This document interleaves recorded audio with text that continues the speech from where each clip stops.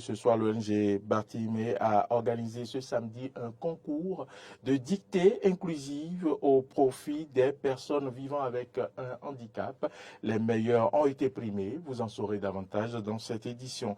Les travaux de construction de l'échangeur de Védocor ont démarré depuis plusieurs semaines et créent déjà d'énormes désagréments aux usagers et riverains qui se plaignent. Nous en parlerons également sur le continent africain. Manifestation de milliers de personnes dans les rues de Niamey. Objectif, protester contre les sanctions de la CEDEAO à l'encontre du pays. C'est tout pour le sommaire. Gardez votre position pour le développement de ce journal.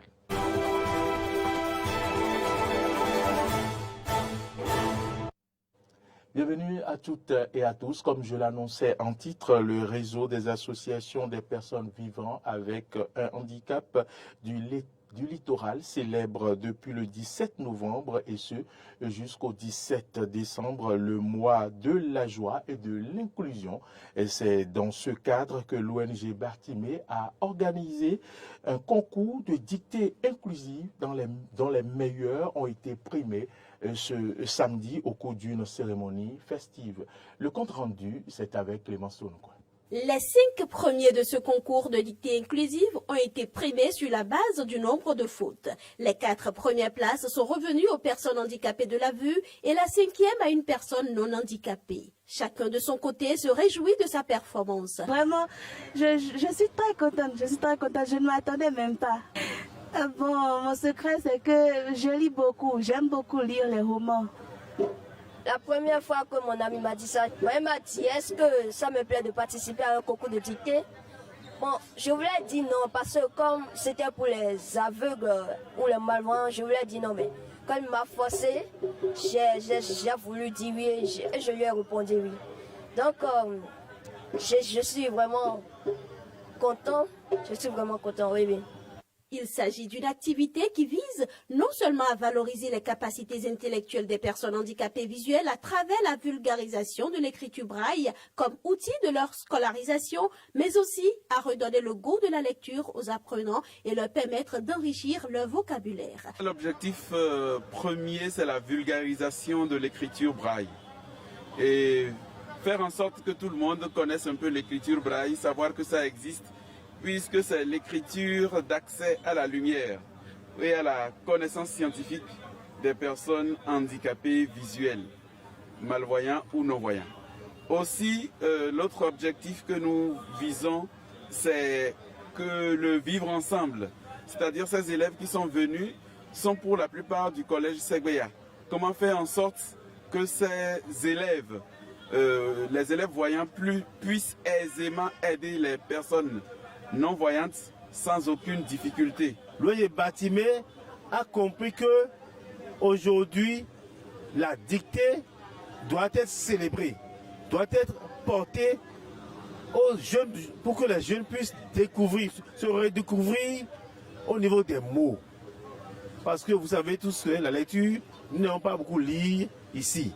Alors, et comme aussi dictée n'est plus éliminatoire, beaucoup n'ont plus cette facilité, cette connaissance des mots. Ce qui est le cachet spécial, c'est que la compétition a été inclusive.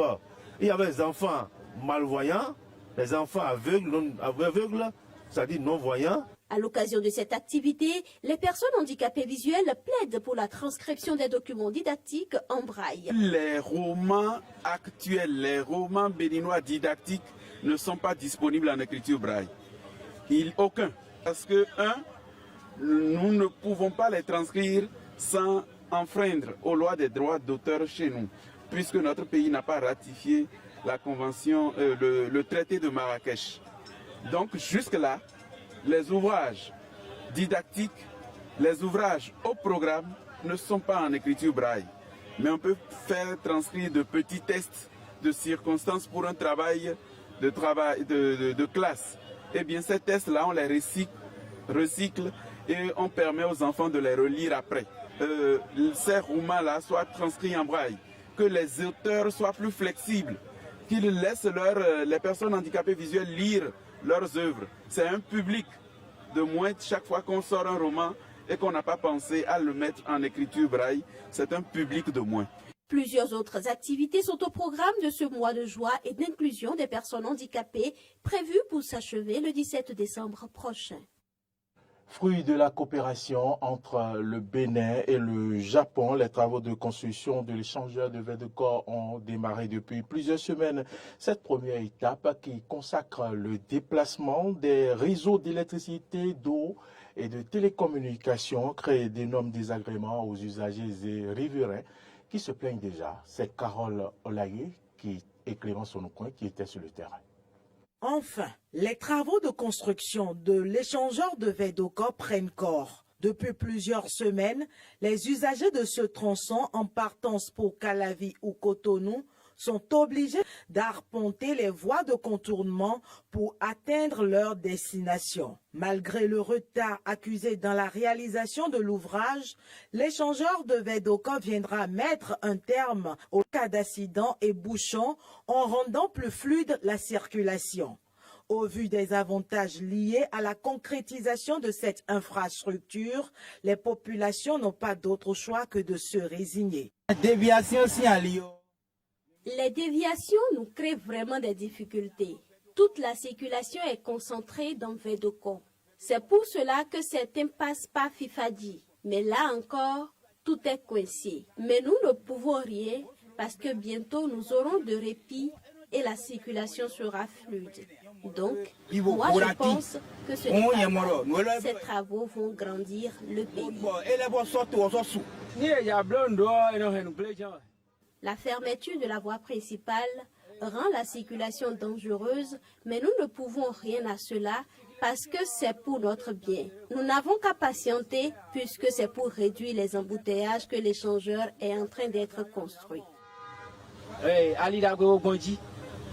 En plus de ce calvaire, tassimènes et conducteurs de taximoto subissent d'autres conséquences relatives au coût de transport. Les clients, eux, ils s'en foutent. Même quand on leur dit, ils ne veulent pas comprendre.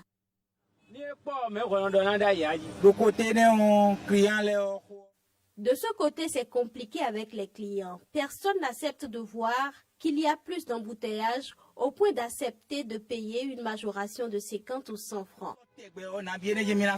Les riverains ne sont pas épargnés des conséquences de ces travaux de construction. Ils subissent en l'occurrence les affres de la poussière. Ici, au grand rond-point de Védocor qu'ils ont cassé, il y a beaucoup de poussière. Quand un véhicule passe, nous n'arrivons pas à respirer. Toutes les nourritures exposées au bord de la voie sont poussiéreuses. On ne peut plus acheter à manger au bord de la voie. Nous demandons à ceux qui font les travaux d'arroser la voie de temps en temps. Le déplacement des réseaux d'électricité, d'eau et de télécommunications actuellement en cours dans le cadre de la construction de l'échangeur de Védocor est prévu pour se dérouler en 3 phases. Il connaîtra son épilogue le jeudi 8 février 2024.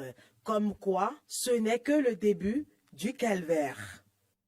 Vous le savez, le général Thierry Buka, chef d'état-major des armées françaises, était en visite à Cotonou. C'était ce samedi. Il est venu discuter avec son homologue béninois, général Futur Gbagidi, du renforcement du lien de coopération militaire entre la France et le Bénin. Suivez le compte rendu.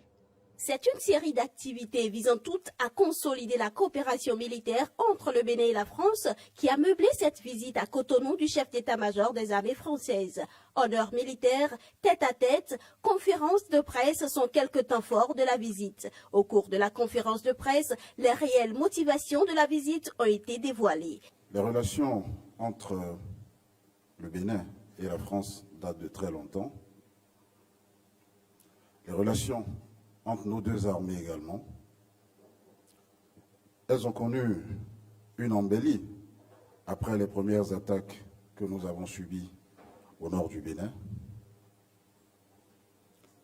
Nous avons reconnu, parmi ceux qui ont bien voulu nous accompagner, nous avons reconnu la France qui, par des cessions d'équipements, la formation de nos personnels, nous a permis d'être beaucoup plus résilients face à la menace terroriste. Aujourd'hui, il est de notoriété publique que nous faisons face avec beaucoup d'efficacité à cette menace. Tout à l'heure, avec le général, nous avons échangé, nous avons parlé de la nécessité de continuer sur cette lancée, nous avons parlé de tout ce qui pouvait nous permettre de continuer à faire du Bénin un îlot sécurisé. Je veux gagner la guerre contre le terrorisme. Et je sais que je suis déjà en train de la gagner. Mais je ne peux pas rester les bras croisés pour gagner la guerre contre le terrorisme. Je me dis donc qu'en coopérant avec la France, en coopérant avec d'autres pays, il n'y a pas que la France, je suis en mesure d'avancer. L'amitié entre nos deux pays et nos deux armées est quelque chose qui est déjà ancien et c'est quelque chose qui fonctionne bien. Je pense qu'aujourd'hui, face à notre environnement stratégique, en particulier en Afrique de l'Ouest, mais pas que, il est important de savoir travailler ensemble et de maintenir un partenariat de haut niveau. Et en particulier, la lutte contre le terrorisme est quelque chose qui se gagne ensemble. Et c'est aussi le sens de ma visite aujourd'hui. Le sens de ma visite, c'est aussi montrer la réalité et la solidité de notre partenariat, qui est un partenariat qui est gagnant-gagnant. Le but étant d'améliorer encore la sécurité et de travailler de manière encore plus directe et plus simplement entre nos deux armées. À la question de savoir si la France a une base militaire au Bénin, les deux chefs d'état-major ont répondu sans embâge. Non, il n'y a pas de base militaire permanente française au Bénin. Il n'y a pas de mission militaire française permanente au Bénin. Et il n'y a aucune velléité de l'armée française d'installer une base ici permanente. Et il n'y a pas de demande des forces armées béninoises qu'il y ait des missions permanentes qui stationnent ici. Et notre coopération, elle fonctionne très bien sur ce mode-là. La réponse est non. Parce qu'une base militaire, ça se décide à deux. Le Bénin n'a pas reçu de demande, le Bénin n'a pas fait de demande. Non, il n'y a pas de base militaire au Bénin. Non, il n'est pas envisagé la mise en place d'une base militaire au Bénin. La délégation française a ensuite eu une brève séance d'échange avec le ministre délégué auprès du président de la République, chargé de la Défense nationale. Abdoulaye Biotane, ministre d'État chargé du développement et de la coopération et de la coordination de l'action gouvernementale, a effectué ce vendredi une visite sur le site de la zone industrielle de Golo-Djigbe. Dans un premier temps, il a effectué une séance de travail avec les responsables en charge de la gestion du site avant d'enclencher la visite proprement dite. Arthur Wendo pour le compte rendu. La transformation structurelle de l'économie béninoise voulue par le président Patrice Talon et son gouvernement est en marche grâce à la zone industrielle de Golo-Djigbe, dont les résultats constituent un exploit. L'étendue Béitan, directeur général de la CIPI Bénin, a exposé au ministre d'État chargé du développement et de la coordination de l'action gouvernementale quelques grandes lignes de ces exploits. Cette année, nous avons déjà 260 000 tonnes de capacité installée pour le soja. Pour les noix de cajou, nous avons une capacité totale de 120 000 tonnes. Pour le textile, 40 000 tonnes de fibres de coton par an. Pour les unités de confection de vêtements, nous avons 5 millions de pièces de vêtements de capacité en ce moment. Dans les 6 mois à venir, nous allons passer à 36 millions de pièces. Donc aujourd'hui, les deux unités de confection de vêtements sont saturés. Voilà, c'est-à-dire que nous avons du mal à honorer des commandes. Après une séance de travail avec tous les acteurs, le ministre d'État Abdoulaye Biotane a eu droit à une visite guidée au niveau de l'usine intégrée de textile. À la fin de la visite, Abdoulaye Biotane constate qu'il y a eu des progrès. Après la séance de travail que nous avons faite ce matin, et on peut constater effectivement qu'il y a eu un progrès substantiel depuis la dernière visite que j'ai faite ici il y a quelques mois. Nous venons de visiter cette entreprise textile qui est une entreprise de tout premier plan. C'est quelque chose qui n'existait déjà pas dans notre pays et encore moins dans d'autres pays africains. Et donc nous donnons ainsi l'exemple qu'il est possible de faire un certain nombre de choses dans notre pays et sur notre continent avec le sérieux et l'engagement que le gouvernement a déployé depuis 2016.